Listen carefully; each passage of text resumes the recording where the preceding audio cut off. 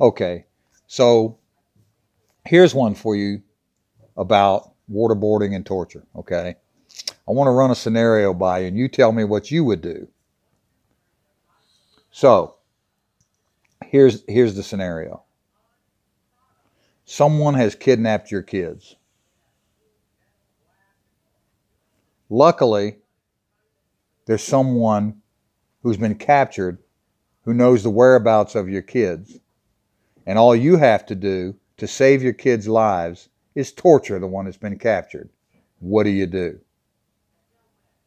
For those of you who believe that, I think we all believe that torture, waterboarding, or whatever is not right, it's not humane.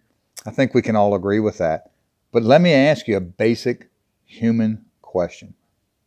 Would you be willing to lose your kids' lives in the name of morality if you knew that the person that is sitting there knows where your kid is, and you know that down the street or wherever someone is holding your kid hostage and is damaging your kid, or is raping your daughter, or is feeding your kid drugs, or is taking down the World Trade Center, and all you have to do is pull their fingernails out to find out where your kid is, would you do it?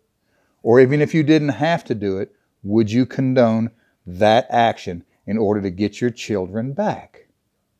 It's a real simple question about whether you would be willing to sacrifice your children in the name of morality in that moment, in that situation, in order to get your children back. What would you do? So I challenge those of you who are questioning the morality of the people who are protecting our country as you are trying to decide whether they have their moral compass proper or not. Remember this. When the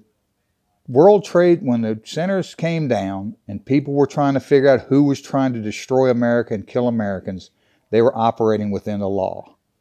When you're operating within the law and you're adhering to the laws that have been put down by the American people and by the members of Congress who have put laws in place to protect the American people, they have to put their moral compass aside. They have to put aside their personal beliefs and their personal understandings of what it is they would rather be doing, what it is in their heart they'd rather be doing, and do what it is to save the ones they love.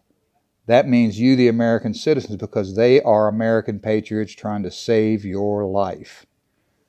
So before you pass judgment on the people who are trying to protect us, maybe you need to take a step back and think hard about the questions and the judgments you're putting on other people who are trying to save your life and your country.